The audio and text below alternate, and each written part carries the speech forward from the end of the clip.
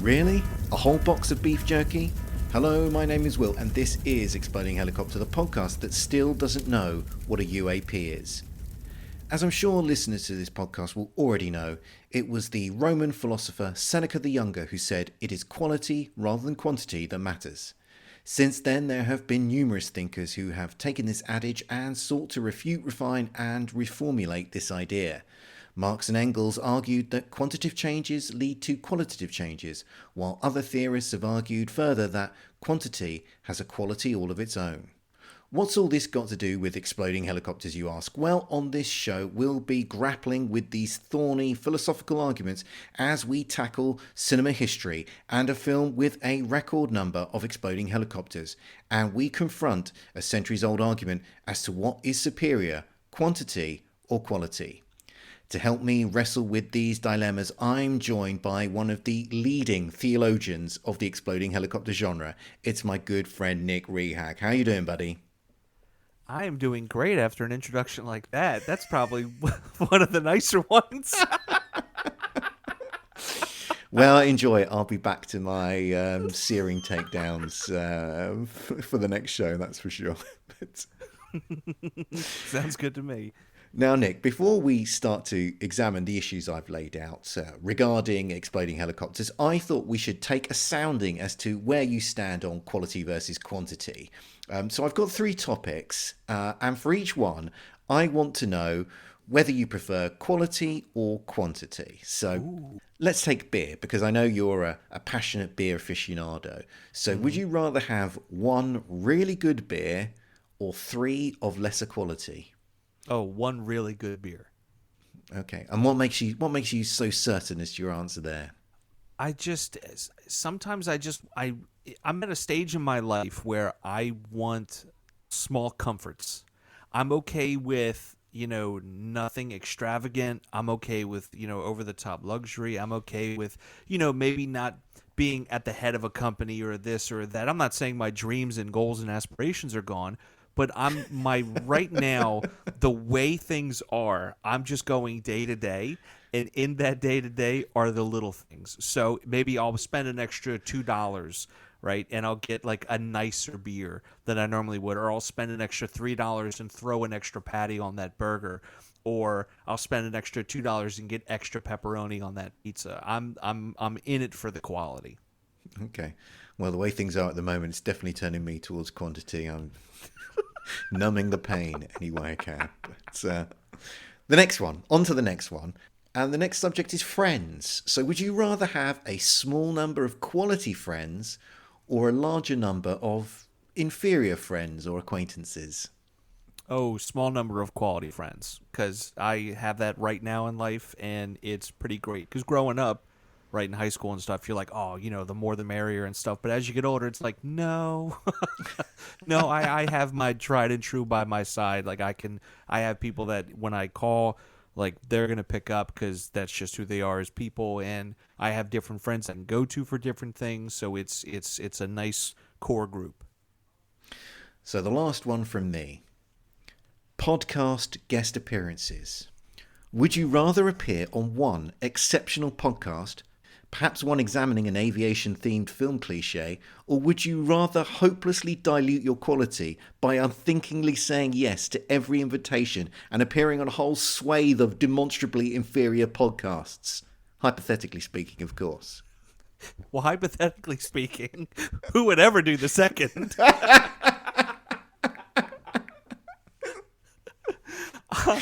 I honestly, because of having a daughter, a very young child to care for, right now everything is quality. So I would rather go on one, incredibly top tier premium podcast that may or may not focus on, the aviation theatrics in film, instead of just throwing it out there and seeing what happens. I'm so relieved. Okay, I think it's time to get stuck into Alien Rubicon. So let's listen to a movie dad make a promise we know he isn't going to keep. Quick stop, then we hit the road. Promise. Dad, look at this. We have a UAP sighting. It appears to be a nearly perfect sphere. What's its trajectory? New York City. We need to swiftly assess the situation, sir. The scientist who originally spotted the anomaly, I want him on the team. Dad, what's going on? I have orders from President McCoy to fly you directly to New York. We're in uncharted territory. Approach the anomaly now, sir. We are prepared to contain or destroy it. Proceed. Let's go say hello. The UAP is hostile. Send in the Blackhawks. Engage. Sir, the UAP is headed towards the city. Authorization Alpha Bravo 5-5. Fire at will.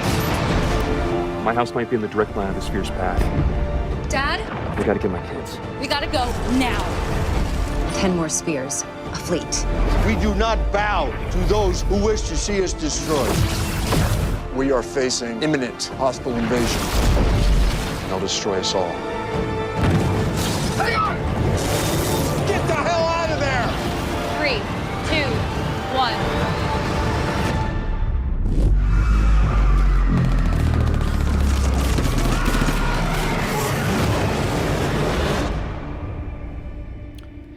An alien spacecraft lands near New York City and begins a destructive march towards Washington, D.C., annihilating everything in its path.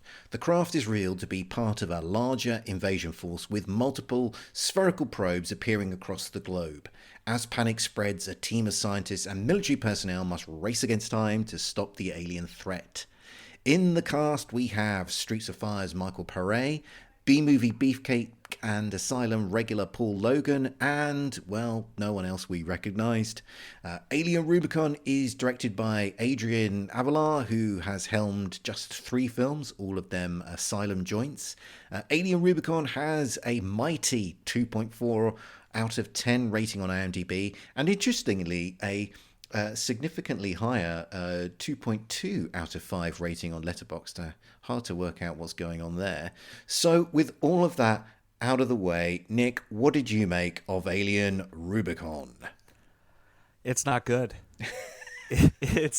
I try to be positive and I try to find like the good things, but it's not good. It's as if someone made a film about alien invasion and edited out all of the alien invasion parts and excitement and intrigue and just anything, any semblance of life almost. Like, it is a very devoid film. I think we have 3, maybe 4 total locations, and that's just kind of it. And we've seen films, right, where they're talking about this thing that's happening, like a Shin Godzilla, for example. And the idea is that we're focused on the bureaucracy of it, and it's kind of thumbing its nose at, the government and things like that. And that's all well and good because it's well executed and there's intrigue and there's an interesting story there.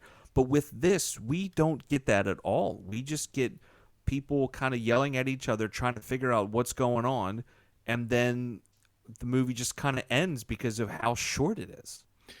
I mean, there's just nothing interesting in this film. Just nothing. I mean, I've watched worse films than this, but this film depressed me, I think, more than any other film, because there's no life to it. There's no imagination. There's no creativity. It is just barely competent. Well, it's a little bit more than barely competent. It's just a sort of depressingly unimaginative, low-level competence of a movie. And as I say, I've seen films which have been, micro-budget films with like non-professional actors, with absolutely with homemade special effects, and I've been more entertained by those films because there's ideas, there's passion in them, there's heart in them.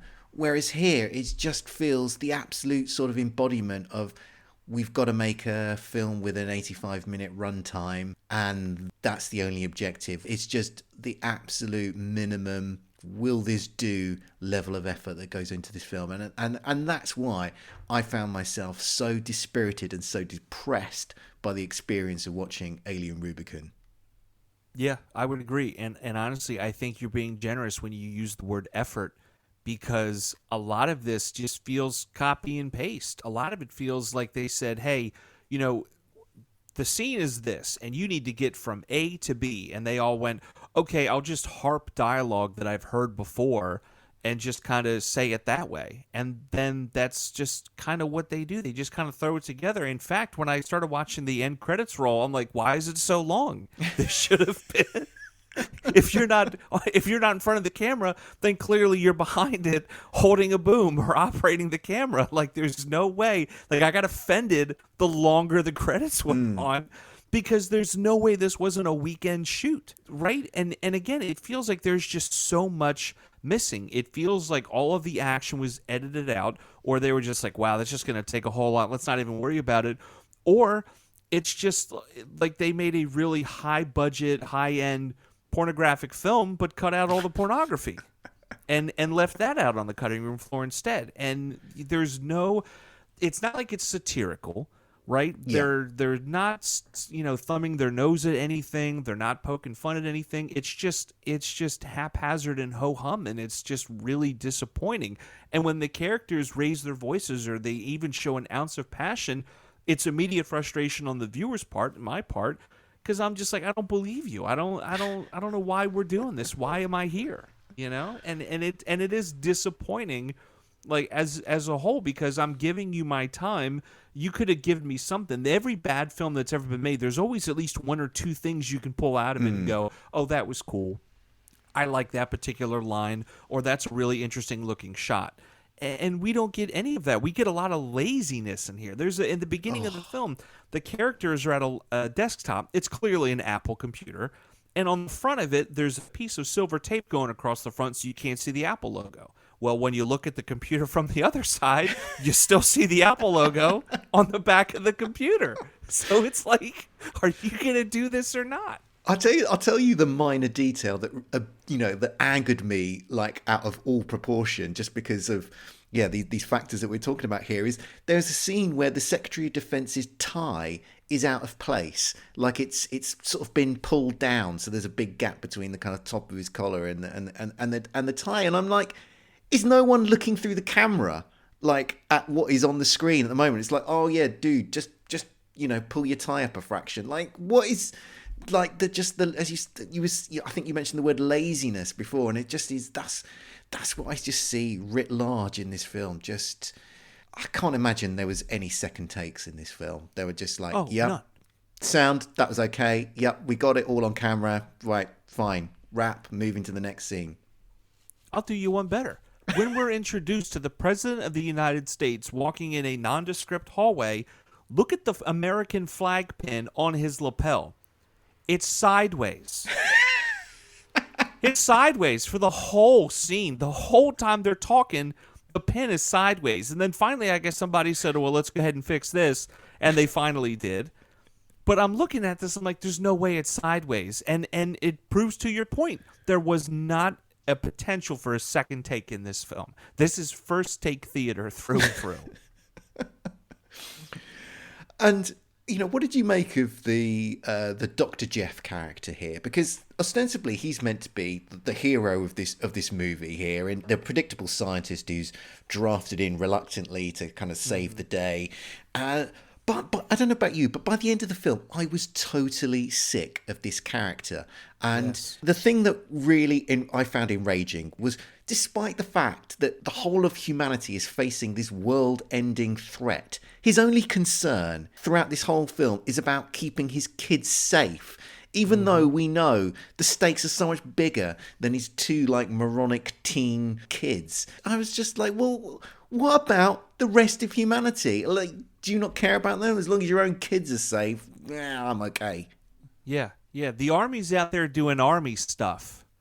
I need to get to my kids. That is word for word, line for line dialogue that is spoken in this film. The army's out there doing army stuff.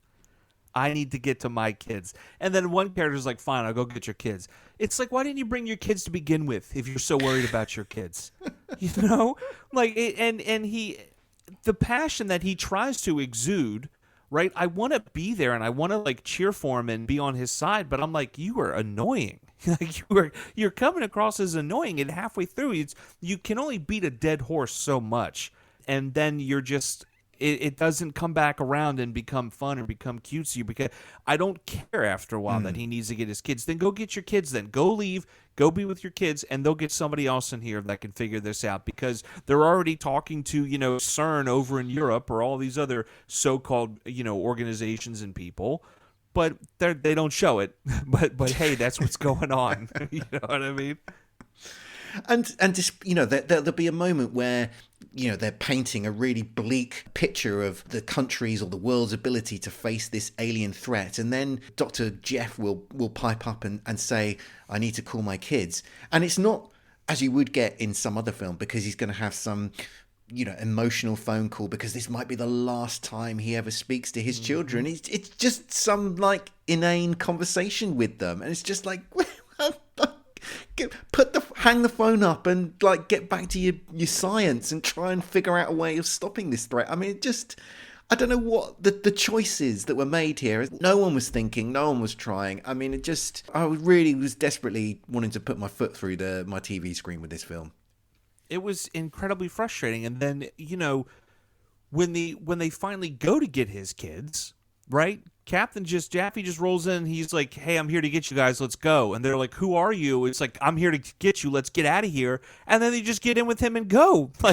There's no conflict, there's no learning, there's no development of character, there's nothing. It's not like the guy runs in, I'm so-and-so, your dad has sent me, and here's what's going on, we got to get you out of here. And then they go, oh my God, no way, do we have time for this? You don't have time for your phones. There's a moment right there where you can have genuine sincerity and genuine just heart-pounding tension, and we have to go right now, the world's under invasion, leave your beef jerky, forget your phone, all this other stuff, really hit home with the reality of the situation. And they don't do it. It ends up falling flat across the board. Every line, it's you stop caring from damn near the beginning of the film, and it's disappointing. Now, I did think that there was one interesting person involved in this film, Nick, and that's somebody called Tammy Klein. Now, she appears in the film as only briefly as a character called Dr. Kate Devlin. Now, I don't know if you sort of crawled over the credits for this film, but so she appears in the film as an actress. She also wrote the script for this film, and she also worked on the visual effects for this film as well. Now, also, it gets more interesting, because before she entered the film industry, Tammy worked as a mechanic in the United States Air Force, servicing the engines of F-15s and F-16s, before then going on to work as a crime scene investigator. And so, Nick, I was wondering, do you ever feel like you could have lived a more interesting life? Honestly, no. I really can't think. It's not like one of these things none of these things are like the other. How do you go? I can maybe see getting into a technical advisor type, you know what I mean? Oh yes, I had military experience and here's what I've worked on. And, as your character, when you're moving around the cockpit of this helicopter, you would go this way or you would do that. But for everything you just talked about, that's just insane to me. That sounds like that's somebody that's bored with ADD that was I guarantee you, she's like, oh, I'm going to write a script. So she writes a script. And then she's like, I'll come back to it later and add in all the action beats. Let me just get the dialogue done now.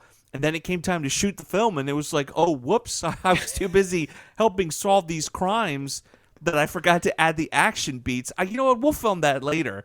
Then they filmed the movie, and they're like, hey, are we going to put this out? And it's like, oh, whoops. That is insane to me that she's done all that type of work. And I feel bad, but at the same time, I'm like, I'm also really angry and disappointed that you should know better. Yeah. Plain and simple, you should know better.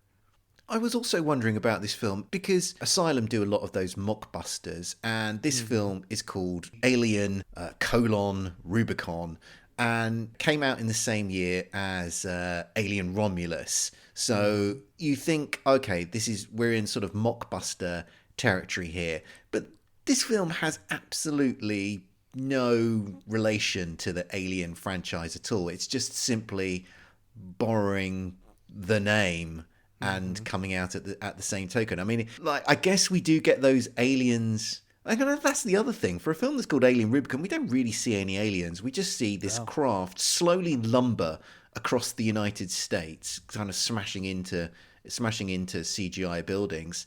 And then right at the end of the film, a whole bunch of aliens pour out, but that's just as the moment that the heroes blow up the whole spaceship. So all these aliens are instantly immolated, and they're only on screen for about like 5 seconds. And I'm just, what are we even doing with this film? Like, what are we doing here? Yeah, it's insanely disappointing, and that's coming from a group that, like, in the past, sure, maybe it's not the best stuff they put out, but they still put out stuff that was like enjoyable and kind of fun to watch. And this time around, it's like, it's nothing, you know? Like, if you're going to harp on something, if you're going to kind of, pull from its momentum, right, at least have something that's like kind of enjoyable, or a hook, or have an actor in there that we haven't seen in a while, or something to pull us in. Don't just haphazardly give us nothing, Don't, because that's what they did. They gave us like nothing. And we have nothing to go on. Like, truly, there's nothing we can really, like, even now trying to find the words of how little and how nothing there is about this movie. It's a bummer, because we can't get something like Transmorphers, right? Or Snakes on a Train, or or Bigfoot, which we reviewed recently on this podcast, which was an Asylum. That was not a great film, but it was enjoyable to watch, and it had an idea of like what it wanted to do with its stunt casting of like the Brady Bunch versus the Partridge Family, kind of like lead casting, with people sending up their, had Alice Cooper in there with a very entertaining cameo, sending himself up. It was fun. This, dire. Yeah, absolutely. And again, sure, it can't all be Sharknado. I get it. But at least have something in here. Have something where, like, the president is actually punching an alien in the face. Do something absurd, something that grabs our attention and draws us into, like, want to watch it. Don't give some really... I'm not going to lie, it's some pretty cool-looking artwork. It looks pretty serious. Like, we are going to have some real issues. They do not come in peace. Like, okay.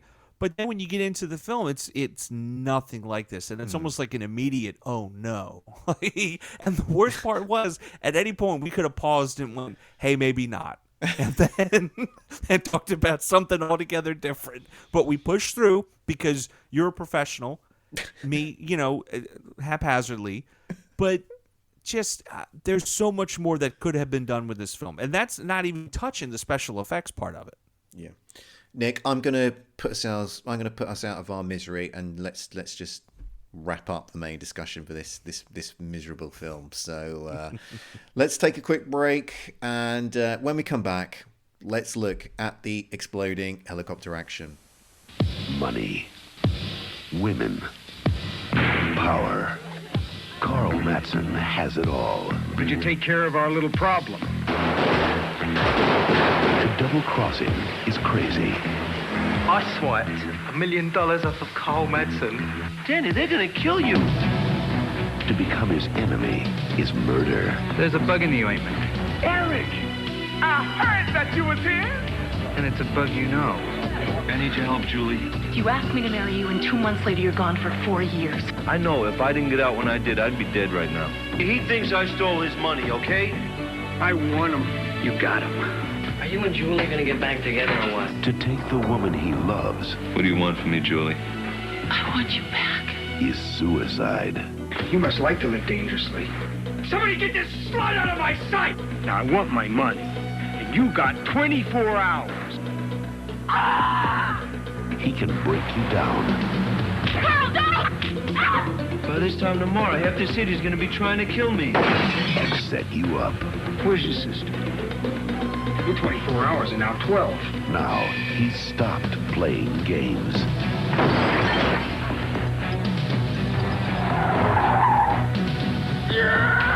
Midnight Heat. Michael Pare, Adam Ant, Dennis Hopper. Midnight Heat. We're back, and now we're looking at the exploding helicopter action. And as we mentioned at the top of the show, this film has a record number of exploding helicopters in it, featuring an incredible 13 chopper fireballs. That puts it 4 ahead of 2007's Dragon Wars, which features 9 exploding helicopters. The bulk of the exploding helicopter action here occurs early in the film when the military send in some drones to begin probing the alien spacecraft soon after its arrival. The spaceship shoots down the drones. When that happens, the president sends in a squadron of Black Hawk helicopters, 8 of which are swiftly shot down by bursts of energy fired from the alien flying object. A little while later, what looks like a news helicopter, or what's called a civilian helicopter in the film's dialogue, gets blown up by the alien spacecraft after it flies too close. And then a little while after that, we see our hero's helicopter become damaged. After they land and safely exit, it blows up very suddenly a few minutes later. And there's then a further 3 exploding helicopters. There's a scene where we see the president and his advisors watching a news report, during which we see 3 more military helicopters blown up. Nick, what did you make of all of that exploding helicopter action? It's a lot. It's a whole lot, but I think the big thing is, and you touched on it earlier, quality versus quantity, right? We get 8 exploding helicopters within 3 seconds. And that sounds like it could be fun, but it's not, because it's very blink and you miss it. And also, we don't really see the after effects, because we do have a couple explosions where, like, a helicopter, and it was kind of neat to see this, and I am so through gritted teeth saying the word neat there. But we do have an explosion at one point where it explodes and immediately evaporates. There's no debris. There's no real fireball. It's just, whoof, it's gone, right? For the most part, it looks a little copy-paste, that we just see these explosions that pop off almost like fireworks in the night sky. The coolest one is probably where our doctor character goes back to this helicopter. The helicopter immediately explodes. You have to pause it in order to see the actual helicopter and then explode. But all of this debris comes out afterward, or as I call a mob hit explosion, if you will. All this debris comes out, striking another character. Like, that's kind of the most excitement we get, is debris flying away from an explosion. Even then, we don't get lingering explosion shots. We don't really see the after effects of the explosion or how it impacts other characters or other situations. And to me, that's always been an important part of the exploding helicopter, not just the fireball itself and the excitement, but what comes after. And I think a lot of times we touch on, especially me for sure, where is that tail end effect? And we don't really get that, and it leaves us wanting a whole lot more. Nick, I would completely agree with the dismal sort of scene where we see those 8 helicopters blow up in just 2 or 3 very brief seconds. I mean, it just is, as you say, you described it as blink and you miss it. Completely agree. And the scene just has no weight. It has no heft. And you could. I think you can actually blow up that number of helicopters in a very brief, short period of time, and it have some weight and it has some meaning, but it has to have that within the context of the film. We watched Battleship together. 8 helicopters get blown up in that film in pretty much the same amount of time here, like 2 or 3 seconds, when these spheres that have come out of the alien craft, they just kind of crash through this Air Force base, and we see 8 helicopters that are on the ground just get kind of blown up as this alien sphere kind of skittles through them.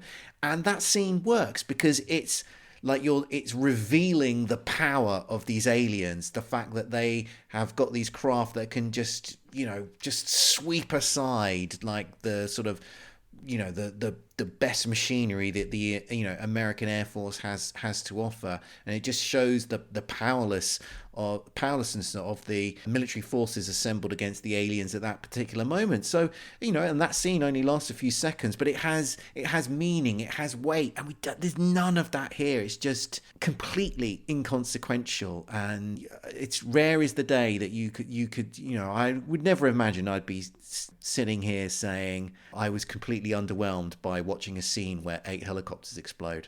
I never thought I would say that, but here we are, and Alien Rubicon is the film that's managed to elicit that statement from my lips.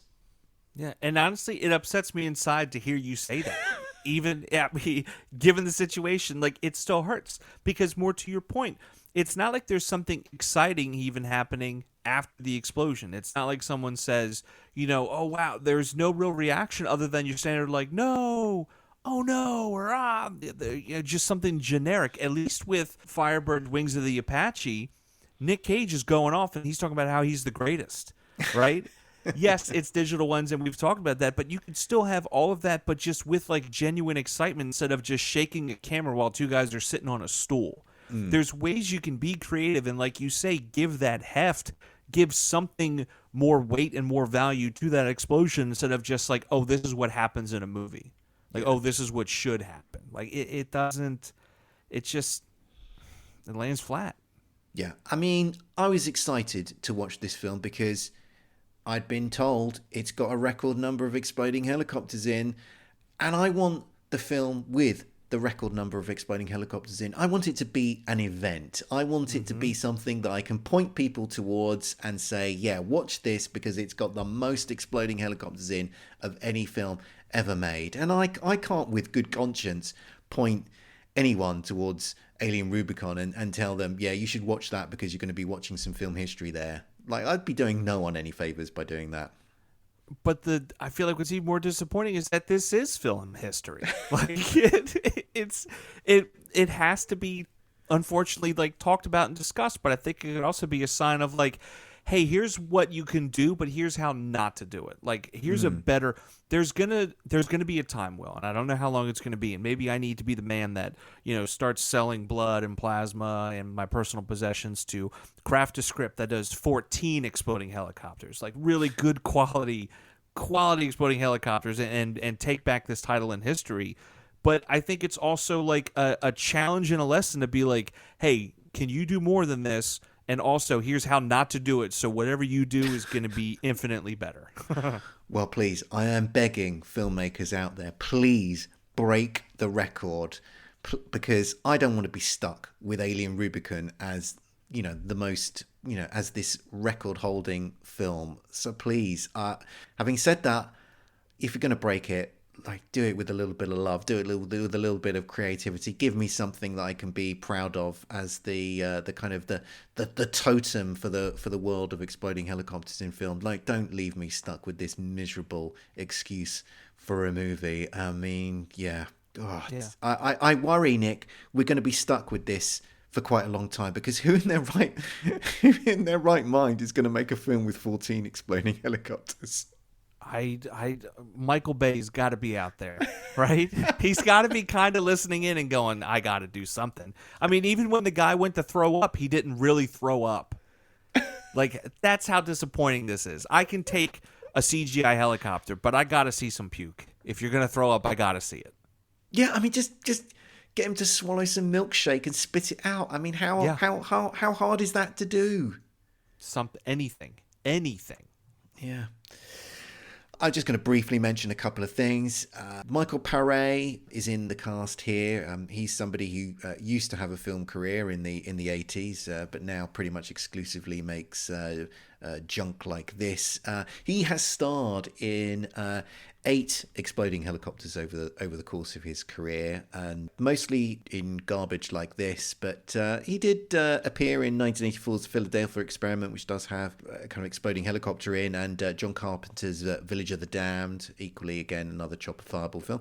And he also appeared in Far Cry, Nick, which I'm sure you remember as that Uwe Boll movie that we reviewed on this on this podcast. That was actually a very good exploding helicopter. It was a great exploding helicopter. It was, yeah. So he's done like pretty much everybody else. I'm sure everyone involved in this film has done better work elsewhere. You know what, Nick? I think that just about wraps things up for this show. Thank you for joining me once again. And a very sincere thanks for joining me once again because, yeah, this was a rough watch. Before you go, is there anything you'd like to plug? rabbitholepodcasts.com. You can find me over there on shows such as Lyrical Innuendo and Play MST for Me. As always, don't forget to check out the Exploding Helicopter website for more reviews and information about helicopter explosions in film. If you can spread the word about what we do, I'd be immensely grateful. We'll be back soon, but until then, what should people do, Nick? Keep watching the skies for those exploding helicopters.